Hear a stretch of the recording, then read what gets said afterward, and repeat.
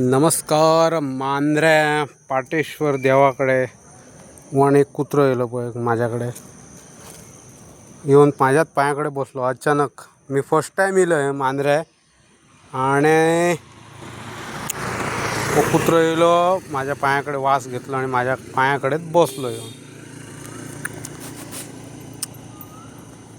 खबर ना किती आहा त्याचे ते. खरा सांगते मी तुमका, मी हय येयल्यार म्हाका दिसता 7-8 वर्सां जातली ह्या एरियेन येयल्या आणि वो कुत्रो येयलो, वास घेतली आणि बसलो. आता माझ्याकडे बिस्किटही ना नाल्यार तेका घालतलो आसलो हांव. हय हय हय